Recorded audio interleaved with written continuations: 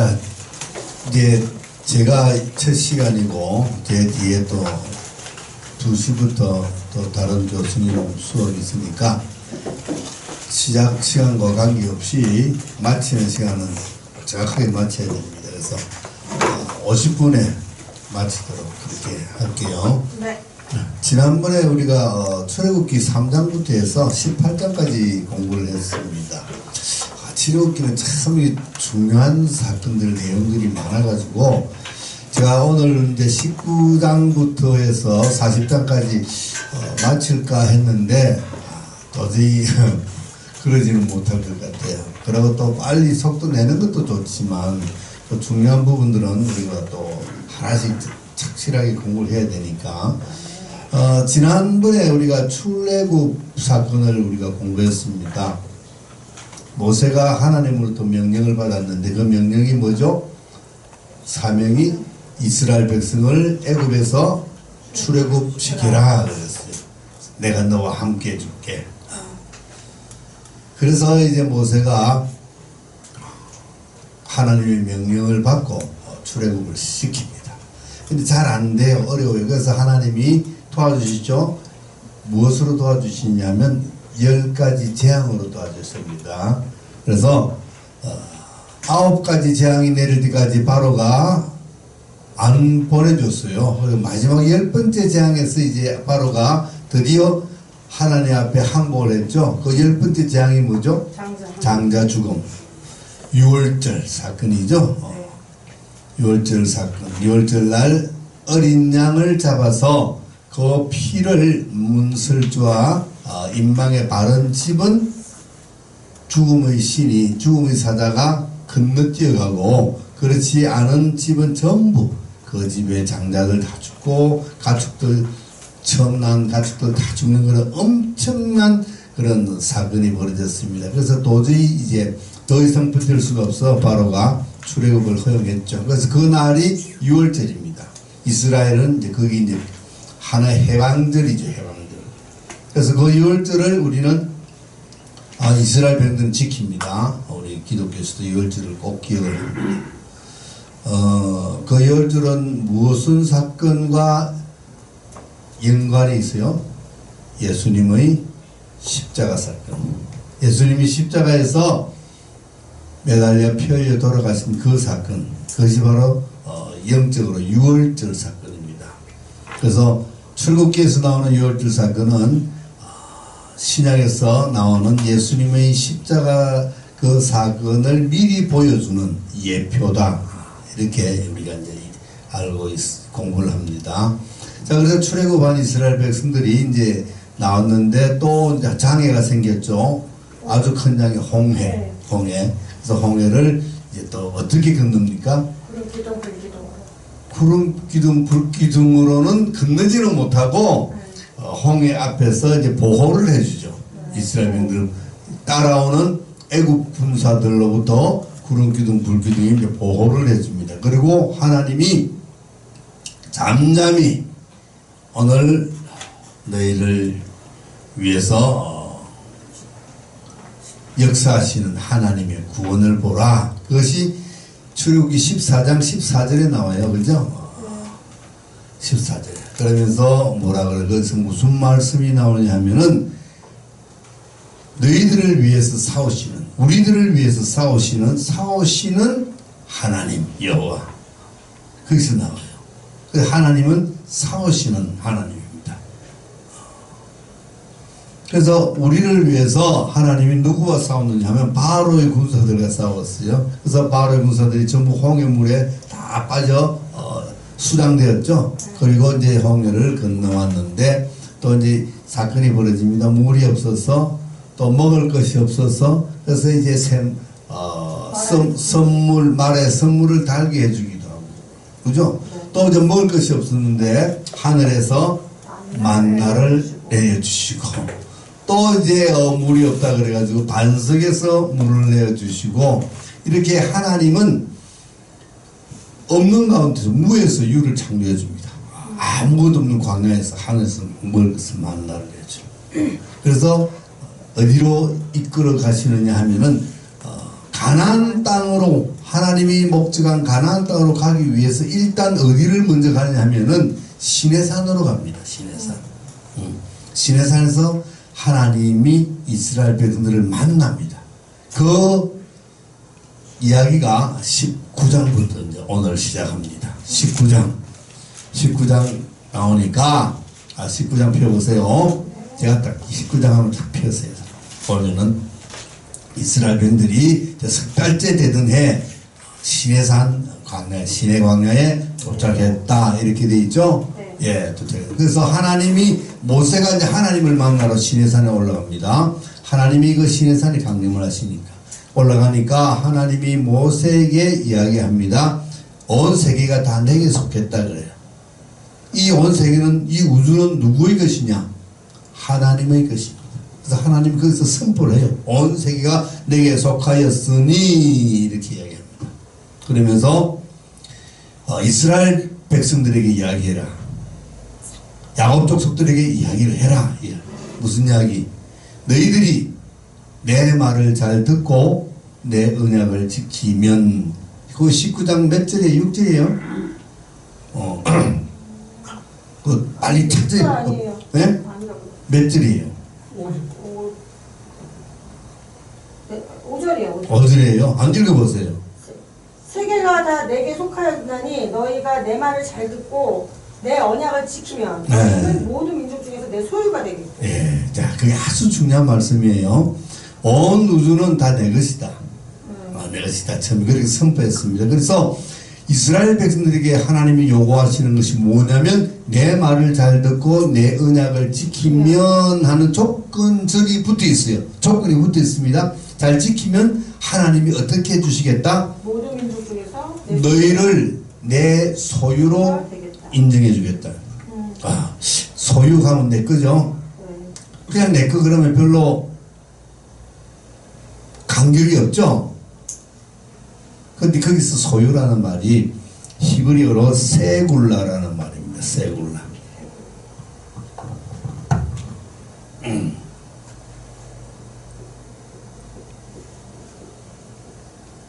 히브리어로 세굴라라는 말인데 이건 그냥 내 거, 이 정도가 아니에요. 이 정도가 아니에요. 아니고 내가 가장 소중하게 여기는 존재, 가장 보배로운 존재, 이런 뜻이에요. 그러니까 훨씬 감이 틀리죠. 내 소유이라면은 별로 그렇게 감동이 안 와. 그런데 하나님이 너희들이 내 말을 잘 듣고 내 언약을 지키면 나는 너희들을 보배와 같은 존재로 생각해 주겠다. 좀 뭔가 좀 가슴이 찌릿하죠. 그런 감동이 될 성경 읽을 때 와야 돼요. 그리고 또 하나, 그죠? 내게 대하여 제사장 나라가 되게 해주겠다 그래요. 제사장 나라. 그러니까 이스라엘, 지금은 하나님이 모세를 통해서 이야기를 하지만 이스라엘 공동체 전체에게 하는 이야기입니다. 전체를 뭐로 해주겠다? 제사장의 나라. 그러니까 이스라엘이라는 이 나라를 무슨 나라로? 하나님에 대한 제사장 나라라는 거예요. 자, 제사장 나라라면 어떤 나라입니까? 역할이 뭐예요, 제사장? 제사장은요? 옛날에 보면 구약시대 보면 제사장이 있고 선지자가 있어요. 그죠? 세상. 근데 역할이 어떠냐면은 선지자는 하나님의 말씀을 백성들에게 선포하고 백성들이 잘못했을 때 하나님 입장에서 백성들을 꾸짖고 교훈하고 하는 그런 역할이 선지자예요. 제사장은 그 반대로 사람의 입장에서 백성들의 입장에 서서 하나님에게 백성들을 대변해주고 백성들을 위해서 기도해주고 하나님의 말씀 토라를 교육하고 그리고 예배를 드리는 제사를 드려주는. 그러니까 선지자는 하나님 편에 선 하나님의 사람이라 그러면 제사장은 백성들의 편에 서서 백성들을 그러니까 우리가 가정에서 아버지가 가장이 엄할 때 엄마가 그죠? 자식들 편에서 이렇게 감싸주잖아요. 이제 제사장은 바로 그거예요. 그리고 제사장이 중요한 역할을 하는 것은 뭐냐면 토라, 말씀을 가르치는 거예요. 말씀을 가르친다는 것은 선교한다, 전도한다는 뜻이에요. 그렇게 이스라엘이라는 나라가 제사장의 나라가 된다 그 말은 이스라엘이라는 나라가 하나님의 백성들이 되어서 하나님을 믿지 않고 하나님을 모르는 이방 국가, 이방 민족들에게 복음을 전파하는 역할, 그것을 이스라엘 백성들에게 그런 역할을 맡기겠다 이런 이야기예요. 아주 소중한 귀중한 역할을 맡겨주는 거예요. 그리고 마지막으로 또 뭐죠? 이스라엘 전할지래.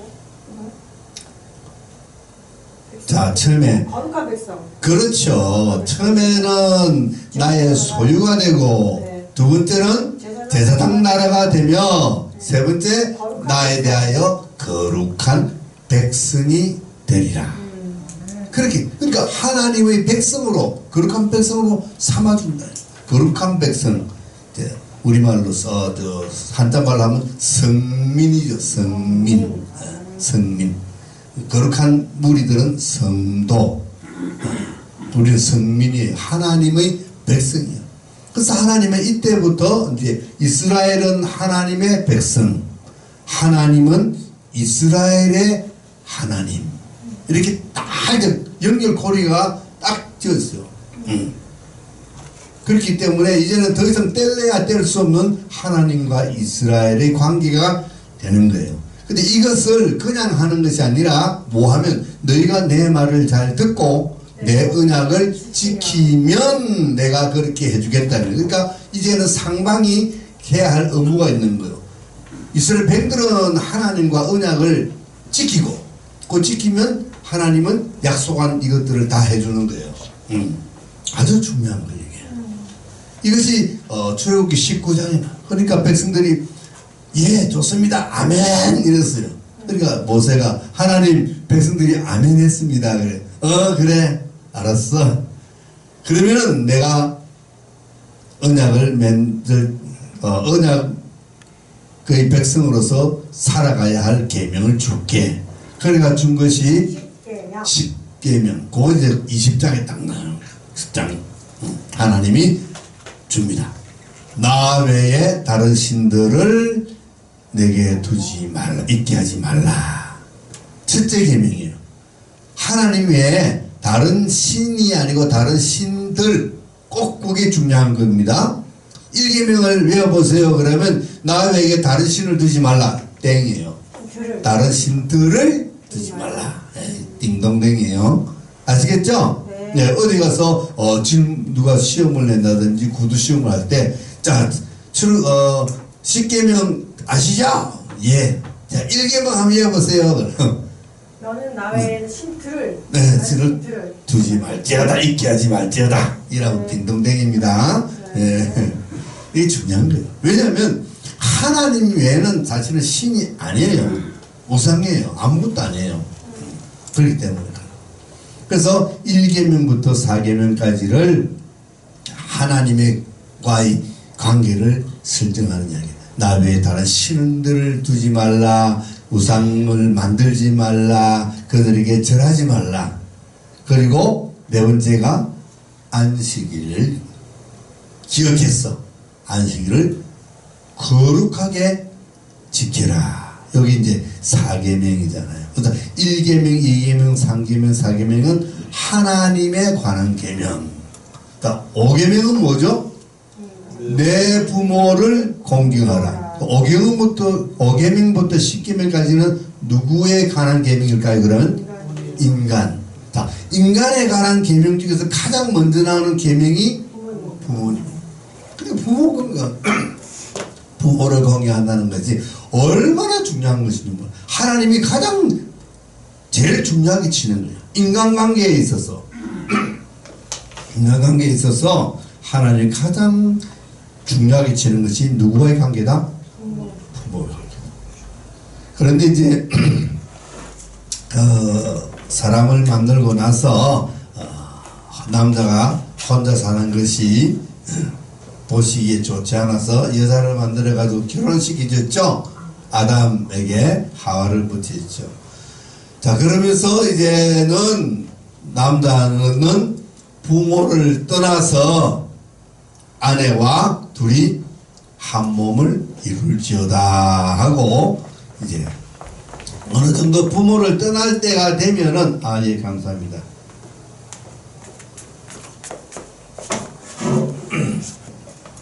부모를 떠날 때가 되면, 그러니까 결혼 정년기가 되면은 부모를 떠나야 돼요. 떠나서 누구와 한 몸이 되어야 된다?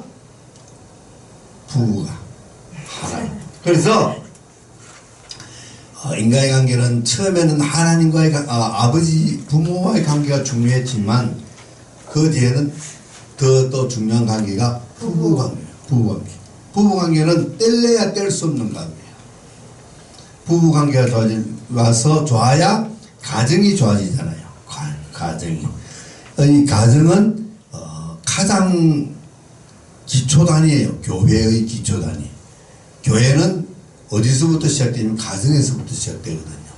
그래서 건전한 가정, 건강한 가정, 온전한 가정이 있어야 온전한 교회, 건강한 교회가 생기는 거예요. 그러니까 가정이 얼마나 중요하죠. 하나님은 이것들을 먼저 우리에게 가르쳐 주고 있는데 우리 기독교인들은 사실 그거를 좀 간과를 해요. 그래가지고 교회에서 뭐 중요한 일이 있어. 그 교회 오라 그러니까 집에 뭐 큰 일이 중요한 일이 있어서 못 온다. 그래도 교회 일이 먼저지 하고 교회 오라 그러죠. 여러분 목사님들 안 그래요? 맞아요. 그건 안 되는데 가정이 더 중요해요. 가정에 급한 일이 있으면 가정에 일 보고 와야 돼. 그게 온전한 교육이에요. 그런데 대개는 그렇지 않아요. 믿지 않는 남편이 집에 있는데 남편 놔두고 혼자 와서 예배 드리고 은혜 받고 가는데 그거 참 문제 있어. 어찌 하든지 남편을 전도해서 같이 신앙생활을 할 수 있어야 돼요. 그래야 가정이 화목해지죠. 하나님이 원하시는 온전한 가정, 아름다운 가정이 되는 거예요. 자, 그래서 우리 이 십계명을 보면은 부모를 공경하라가 맨 먼저 나와. 맨 먼저. 그리고 이제 살인하지 말라, 간음하지 말라, 도둑질하지 말라, 내 옷에 거짓 증거하지 말라, 이웃 것을 탐하지 말라. 이래가지고 이제 6계명이 있는데 이게 사람에 대한 계명이에요. 그래서 이제 하나님이 이 계명을 주셨어요. 이 계명은 다 공부하려고 그러면 시간이 많이 걸리니까 또 다른 기회에 하기로 하고 10계명은 이렇게 주었습니다. 이것은 뭐냐면 하나님과 이스라엘 백성들의 언약의 징표예요. 우리가 무엇을 계약을 하면은 계약서를 쓰잖아요. 이걸 계약서인 거예요. 계약서. 이걸 지켜야 됩니다. 이걸 지키면 하나님이 아까 약속한 것 해주는 거예요. 자, 그리고 이제 무슨 이야기를 하냐면 20장 그 뒤에 보면은 하나님이 우리가 하나님의 예배드리는 곳에 항상 하나님이 계셔서 우리에게 복을 주신다는 이야기 나와요. 그때는 거기는 이제 예배가 아니고 제사, 그죠? 제단을 쌓고 제사를 드리는. 그러면서 마지막 20장 마지막에 보면 돌로 제단을 살 때 이렇게 나와요. 거기 말이 있는가 보세요. 돌로 제단을 살 때 정으로 다듬지 말고 그냥 자연서 그대로 제단을 쌓으라는 말씀이 나와요. 있어요? 있어요. 25절. 예, 있습니다. 하나님 앞에 이제 제단을 쌓잖아요. 돌을 가지고 쌓고 거기다 나무를 얹어서 재물을 얹어 불을 태워서 하나님 앞에 드리잖아요.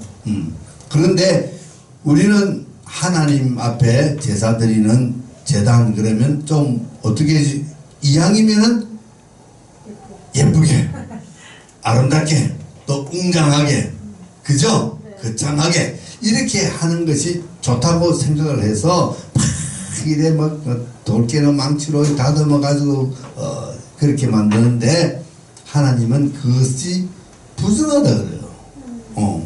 그래서 있는 모습 그대로 제단을 만들어서 내게 제사를 드리는 것이 좋다. 이러니까 뭐가 좀 이래 느껴지는 부분이 있어요? 네. 이 제단인 것 같으면 이제 제사 드리잖아요? 그럼 오늘날의 제사가 뭐죠? 예배. 예배잖아요. 그죠? 그 예배 드리려면 예배의 처소가 교회인가요? 예배당인가요? 교회는 우리가 이제 보통 이 교회라고 불러요. 그죠? 근데 이게 사실은 정확하게는 교회당 아니면 예배당, 예배의 처소 이렇지 교회라는 것은 건물이 사실은 아닙니다. 아니고 모임 자체예요. 여기 계시는 분들이 이렇게 모여 있죠? 교회인 거예요. 이 모임이 저번처럼 양평에 갔어. 그리고 교회가 그쪽에 그 교회인 거예요. 그러니까 우리 모임이 어디에 있느냐에 따라 달라져요. 쉽게 말하면 아줌마들 개 모임하죠. 무슨 개 하잖아요. 그 개 모임이 개 이름은 있죠. 그런데 그게 건물이 있어요? 없어요. 모이는 곳이 개 모임하는데요. 그런 개념이라고 생각하시면 돼. 교회라는 말이 하나님을 예수님을 섬기는 백성들이 모여있는 모임 자체가 교회예요. 그런데 우리는 그냥 교회라고 해요. 근데 사실은 교회당, 예배당 뭐 이렇게 당이라는 건물을 말하는 그것이 올바른 표현이에요. 근데 이제 예배당이나 교회당을 지을 때 우리는 비카번쩍하게 이왕이면은 비카번쩍하게 짓기를 원하죠. 그래가지고 큰 건물 막 휘황찬란하게 그리고 교회도 막 인테리어를 해가지고 막 이렇게 하는데 하나님은 그것보다는 무엇을 더 원하시느냐? 내용을 원하시네요. 우리는 형식과 외형을 중요시 여기지요. 그런데 하나님은 그것보다는 무엇을 더 중요시 여긴다? 내용. 속사람. 그래서 하나님은 중심을 보시는 하나님이다라는 거예요. 그것이 이제 구약에서도 그렇게 나타나요. 하나님. 우리가 구약을 읽으면서 하나님은 막 화롭고 이런 걸 좋아하시는 분이 아니구나. 이제 아셔야지.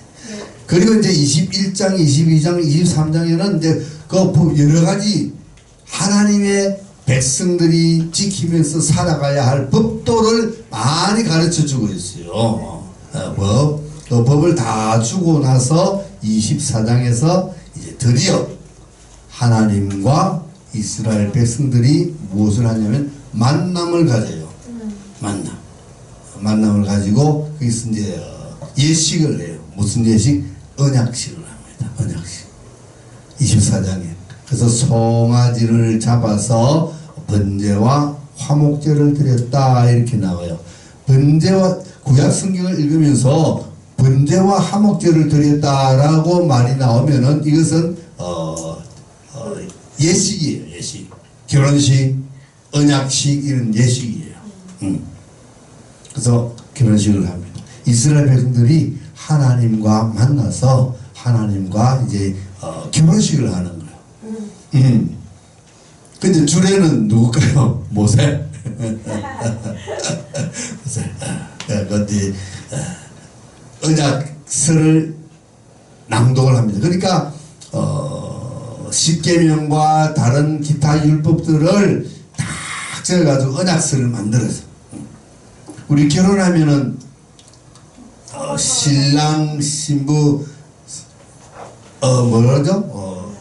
언약 서약 그죠? 서약 성호는 이제 나중에 이제 주례가 선포하는 기고 하기 전에 서로 서약하잖아요. 나 아무개는 누구누구를 아내로 맞아 이렇게 저렇게 이렇게 하겠습니다. 그러죠? 또 신부는 또 누구누구를 남편으로 맞아서 또 어떻게 하겠습니다 하고 서약을 하잖아요. 그것이 바로 이제 언약서를 이제 적어서 그것을 이제 낭독을 하는 거죠. 자, 지금부터 이제 하나님의 백성이 된 이스라엘은 앞으로 하나님에게 이러이러한 하나님의 말씀을 잘 지키면서 살아가겠습니다 라고 이제 낭독을 하는. 그럼 이제 전부 다 아멘 하겠죠. 자, 그럼 됐어. 그러면은 이제 거기 보니까 피를 담아놨어. 송아지를 잡고 송아지 피를 잡아가지고 담아가지고 두 양푼에다가 갈랐어요. 두 양푼을 갈라가지고 한 양푼은 하나님 제단에 뿌리는 거예요. 제단에 뿌린다는 것은 하나님에게 뿌리는 거예요. 또 한 양푼은 어디다 뿌릴까요? 백성들에게 확 뿌려. 아, 맨 앞에 앉은 사람은 피 뒤집었을 거야, 되게. 뒤집었어. 그러니까, 피라는 것은 무엇을 의미하나요? 생명. 그죠? 죽음. 그러니까, 누구든지 이 약속을 지키지 않는 척은 이 피의 대가를, 쓴맛을 본다는 거죠. 조직의 쓴맛을 본다, 그러죠? 네. 그러니까 아주 이 언약식은 엄중한 언약식이 되는 거예요. 엄중한 언약식. 이 언약이라는 말이 구약에도 많이 나오죠. 최초의 언약이 어디서 나왔느냐 하면은 어디서 나왔을까? 노아 홍수 때. 그죠? 홍수에서 이제 구원받은 노아의 8명 가족 8명이 나왔을 때 하나님이 노아가 드린 제사를 받으시고 이제 노아와 노아의 가족들 그리고 모든 이 피조 세계에 있는 피조물들에게 하나님이 약속을 하죠. 이제는 더 이상 물로 심판하지 않겠다 이렇게 합니다. 그렇죠? 그래서 그 증거로 무엇을 보여줍니까? 무지개를 보여줘. 그러니까 노아 언약은 그 증거가 무지개예요. 무지개. 그 다음에 언약이 또 있는데 아브라함과의 언약입니다. 아브라함과의 언약은 이제 우리가 족장 언약이라 그래요. 족장 언약. 아브라함과도 맺었고 아브라함의 아들인 이삭과도 동일한 약속을 하나님이 늘 하셨고 또 아브라함의 손자인 야곱에게도 동일한 약속을 하셨어요. 그래서 이 세 사람은 족장이죠. 그래서 족장 언약이라고 그렇게 이야기합니다. 이들에게 한 약속은 뭐냐면 이 광활한 가나안 땅을 다 너희 후손들에게 주고 또 무엇을 준다 그랬죠? 너희 후손들을 하늘의 별과 같이 많게 해주겠다. 그래서 무엇을 이루게 해주겠다? 큰 민족, 큰 나라를 이루게 해주겠다. 이것이 하나님의 약속이었어요. 그래서 창세기 12장에 보면 아브라함에게 너는 내 본토 친척 아비 집을 떠나 내가 내게 보여줄 땅으로 가라. 내가 내게 복을 주고 내 이름을 창대케 해주겠다. 너를 복의 근원으로 만들어주겠다. 이 세상의 모든 민족이 너를 인하여 복을 받을 것이다. 이렇게 해죠. 그래서 아브라함하고 언약을 맺으면서 언약의 징표로 무엇을 하라 그랬어요? 창세기 17장에 보면은 할례 그러니까 아브라함 언약의 징표는 할례, 노아 언약의 징표는 무지개예요. 그 할례는 이제 오늘날에는 무엇인가? 세례. 오늘날 세례입니다. 그리고 이제 그 세 번째 언약이 바로 오늘 시내산에서 맺는 시내산 언약 혹은 모세의 언약이라고 이제 이야기를 합니다. 그런데 지금까지는 그렇게 노아나 아브라함이 해야 할 일은 별로 없었어요.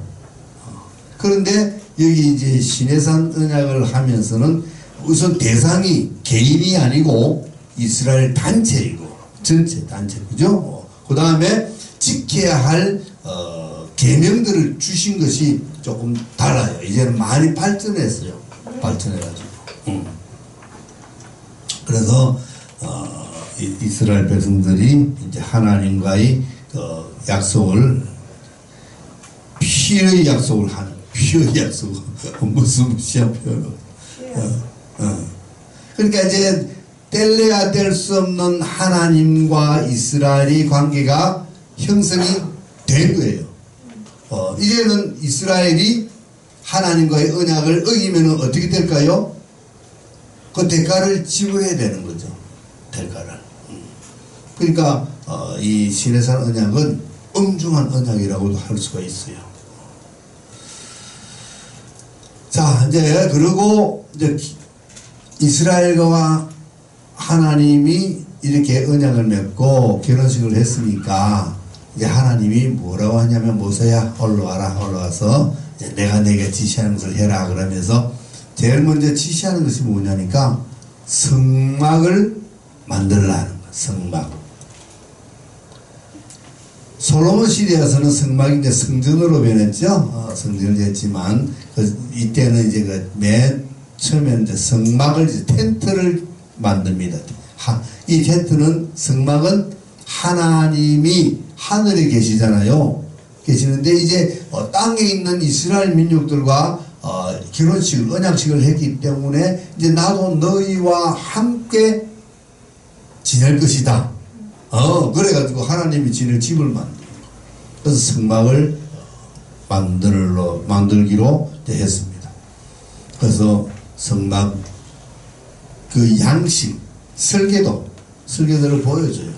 그래서 이렇게 해라. 그래서 뭐 크기는 몇 규빗 해라. 그다음 뭐 아주 상세한 저 디테일한 설계를 다 이야기해 주는 거예요. 그리고 그 안에 성막 안에 있을 기구 중에서 가장 중요한 기구가 뭐냐면은 언약궤입니다.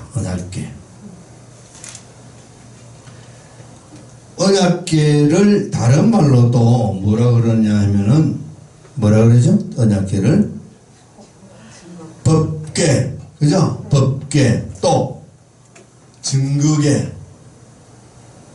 하나님의 궤, 여호와의 궤, 뭐 이름이 참 많아요. 근데 가장 많이 쓰는 이름이 법궤, 언약궤, 언약. 이 궤자가 이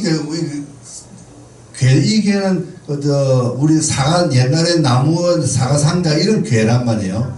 근데 이걸 잘 그냥 안 적어주니까 이 궤자를 써. 언약궤. 그럼 무슨 개 모임하는 개 같대. 그죠? 그래서 잘 구분하셔야 돼요. 전에 우리 누가 이렇게 언약궤라고 이 궤자를 또 써가지고. 언약궤 또 뭐가 많다. 법궤 또 뭐요? 증거궤 증거궤 여호와에게 하나님에게 뭐 이렇게 이름이 많이 붙습니다. 저 증거궤 언약궤는 하나님의 임재의 상징이에요. 하나님 임재의 상징. 이게 중요한 거죠. 성막 안에는 언약궤가 있어야 돼. 그러면 거기에 하나님이 계신다는 상징이잖아요. 그래서 언약궤가 중요합니다. 그 언약궤를 보면은 이렇게 이제 상자예요. 이렇게 나무 무슨 나무로 만들었냐 하면은 그 성경에 보면 조각목으로 만들어라 이랬어요. 조각목으로. 그리고 이제 이 규빗 몇 규빗 해가지고 치수가 있고, 그 다음에 여기다가 이제 그 어깨에 메고 다닐 수 있도록 고리를 만들어서 이렇게 장대를 만들었어. 검으로 싸서 이렇게 이제 옛날에 우리 가마, 예, 가마 이렇게 메고 앞뒤에 사람이 메고 가죠. 예, 그것처럼 이렇게 이제 저 괴는 사람이 손이 닿으면 안 돼요. 부정해. 그래서 괴에 닿지 않고 장대만 손으로 메고 다니게 해서 장대를 한번 꼽아서는 빼지 말라 그래요. 그대로 놔두고 다음에 이동할 때 개를 메고 장대를 메고 이렇게 이제 이동을 합니다. 자, 그런데 이것이 이제 언약궤인데 이 언약궤 뚜껑이 있어요. 뚜껑이 있어 여기. 이 뚜껑이 있고 뚜껑 여기다가 이제 그룹이라는 것은 수호천사예요. 날개가 이렇게 달려가지고 어떻게 생겼는지 잘 모르겠는데 하여튼 이렇게 두 개가 이렇게 세워져 있어 그룹이. 그리고 이 그룹 요 사이에 누가 계신다? 하나님이 여기 계시겠다는 거예요. 내가 그 그룹 사이에 내가 있겠다. 그래서 그 그룹 사이에서 너희들을 만나주겠다. 혹시 나를 만나러 와서 나에게 기도하려고도 여기 그룹 사이에 내가 있을 테니까 여기 와서 너가 그 제사 드리고 피를 가서 피를 뿌리고 이제 이런 예식을 하는 거예요. 근데 저 뚜껑 이름이 따로 있어요. 이 전체는 언약궤인데 이 언약궤의 뚜껑 덮개죠. 이건 뭐냐 이름이 뭘까요? 들어본 적 있어요?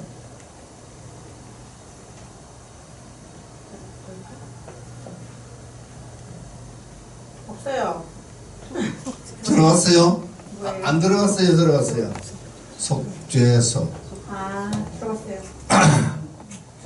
속죄소. 저 언약궤의 그 덮개를 이름을 따로 붙이가 속죄소라 그래요. 속죄. 속이라는 것은 속하다, 죄를 사하다 뜻이죠. 죄를 사해주는 장소. 그 저기가 죄 사해주는 장소예요. 저기가. 그런데 이 이름을 다른 또 이름으로 불러요.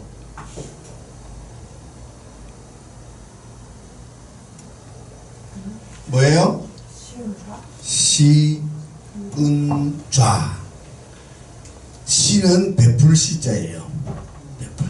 은자는 무슨 은자다? 은혜 은자. 좌는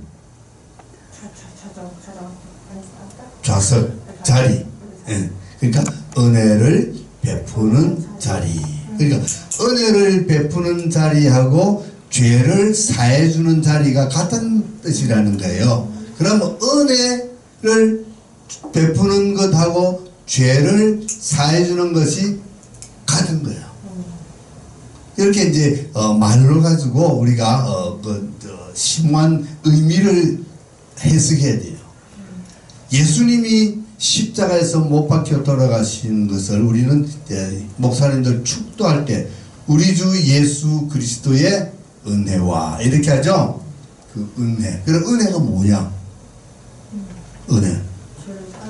그렇죠. 예수 그리스도의 은혜 그러면 예수님께서 십자가에서 못 박혀 돌아가시면서 우리의 죄를 사해 주셨다. 그것이 예수님이 우리에게 베푸신 은혜다 이 말이에요. 아시겠어요? 그렇게 좀 뭔가 조금 뿅 하는 그 뚫리는 것 같아요. 은혜. 은혜 받았어요. 은혜 받았어요. 뭐 이러잖아요. 그죠? 근데 사실은 은혜 중에 은혜는 죄사함을 받는 은혜가 가장 큰 은혜다. 이런 뜻이에요. 네. 은혜. 전에 어느 그 장로님 찬양 하시되 은혜 한없는 은혜. 그래도 한없는 은혜가 누구 은혜요? 예수님의 은혜. 우리를 위해서 피를 흘려 죽으시고 우리 죄를 속해 주신 속죄 해주신 은혜. 그러니까 그래서 여기 보면은 시은한이라는 말과 속죄라는 말이 같은 뜻이다. 그래 여기가 창세기 그때 이제 6장에 보면은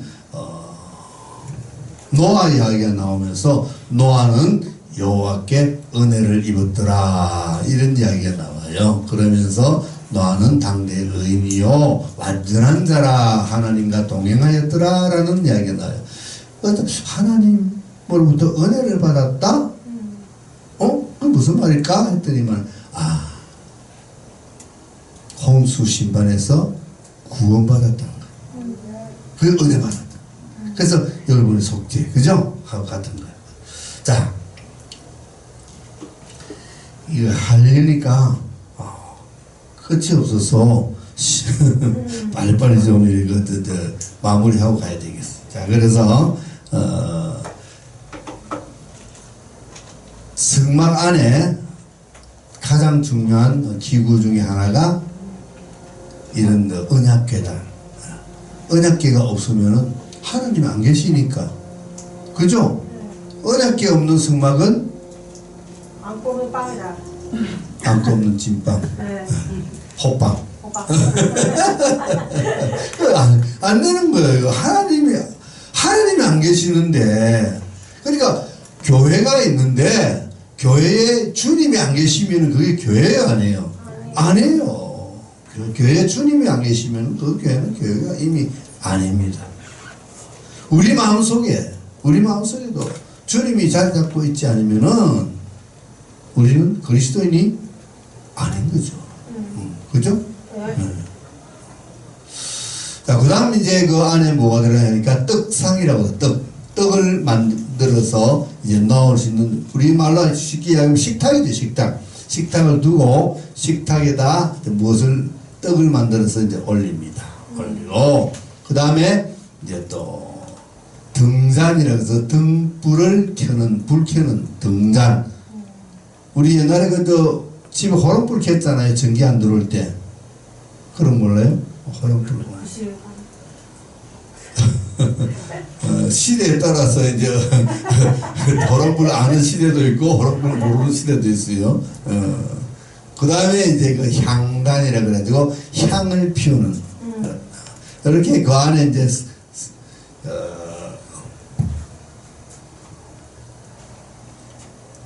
성막이 이렇게 이제 평면으로 보면은 이렇게 해서 이제 성막이 이렇게 이제 두 파트로 나눠져 있어요. 여기 이제 성막에 들어오는 입구가 되고, 들어오면은 여기가 성소, 여기는 지성소. 이렇게 돼요. 그럼 여기 들어와서 여기 보면 이제 아까 떡상, 떡을 이렇게 12개 놔요.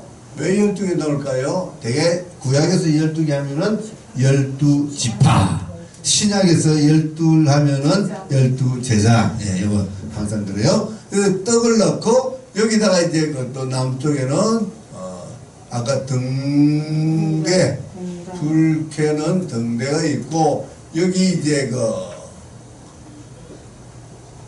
향단 이렇게 있고, 언약궤는 이제 여기 있는 거예요. 언약궤. 언약궤 여기 탁 있어요. 여기 이제 성막 안에 있는, 성막 안에 딱 저거만 있어요. 성막 안에는. 이제 밖에 번제단이라 해가지고 재물을 잡아서 태우는 제단이 이제 이렇게 제단. 그래서 제단, 또 이제 그 제사 지내기 전에, 성막에 들어가기 전에 제사장들이 손을 씻는 물두멍, 요즘 말하면 세수대야. 노스로만 세대 있고, 이런 기구들을 하나님이 쭉 만들라고 모세에게 세세히 설명을 해줍니다.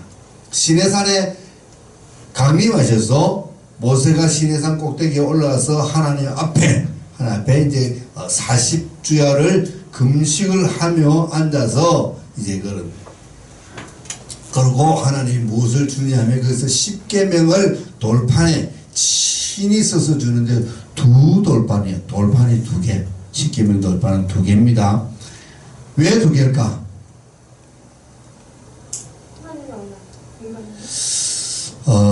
그래서 이거 뭐가 적혀 있을까? 10계명에. 그 두 돌판에 10계명이 적혀 있다 그러죠? 10계명.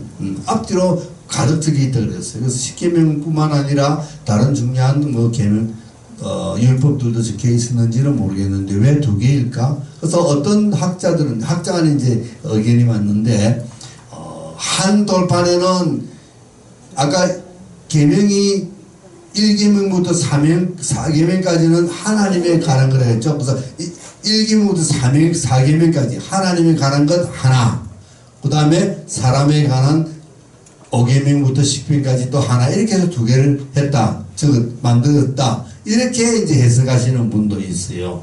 또 어떤 학자는 그게 아니고 우리가 집을 사고 팔 때 계약서 쓸 때 계약서 몇 장 써요? 2장 쓰죠. 파는 사람 한 장, 사는 사람 한 장. 그러니까 이것도 언약 정서를 똑같은 거 2개 만들어 가지고 하나는 하나님 거, 하나님은 이스라엘 백성 거 이렇게 해서 똑같은 걸 2개 했다. 또 어떤 사람은 그거 뭐 10계명 적고 뒤에 또 율법 다 적고 하려니까 많아가지고 한 개는 못해서 2개를 썼다. 뭐 여러 가지 학설이 있어요. 그런데 어느 것이 정답이라고는 우리가 말할 수는 없습니다. 왜? 안 봤기 때문에. 그죠? 그런데 대개는 보면은 이제 10계명을 적었을 것이다.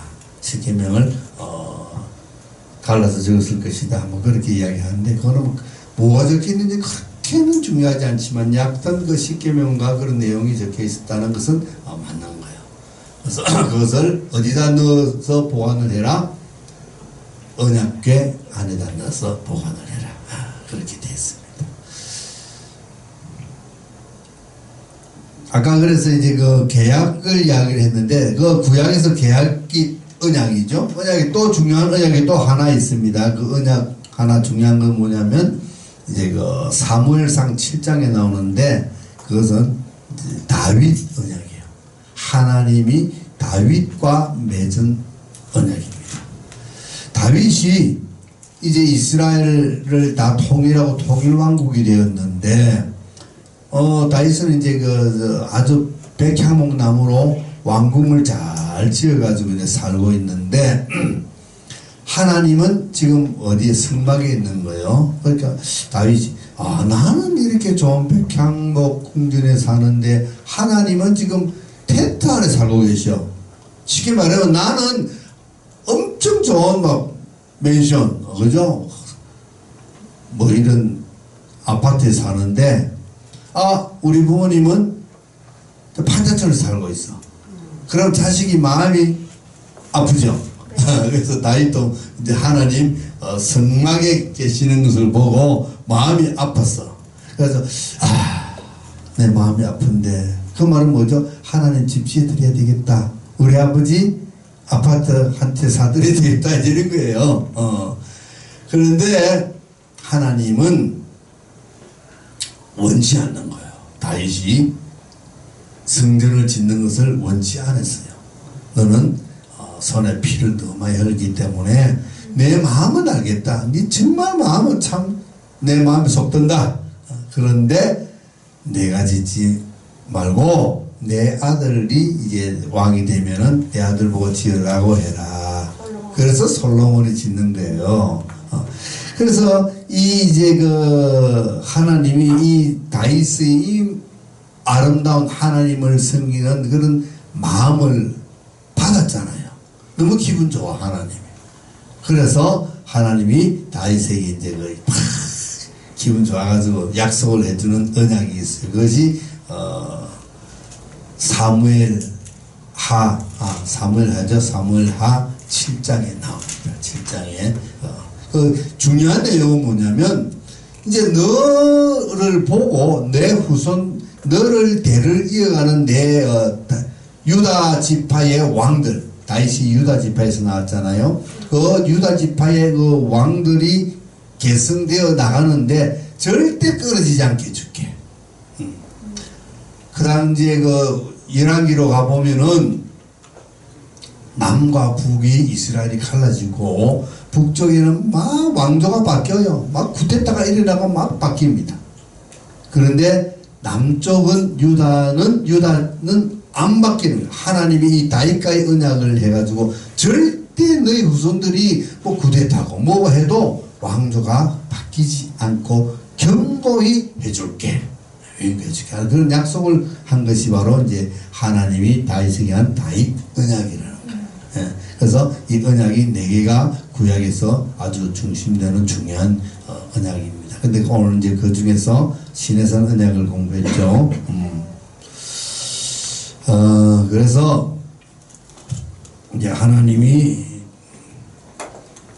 모세에게 언약 돌판을 이제 만들어 주려고 그러는데, 갑자기 막 밑에서 막 이상한 막 한우 소리가 나고 막 왁자지껄하고 뭐 음악 소리 뭐 이런 거 막 들리는 거예요. 그래서 하나님이 야 모세 큰일 났다.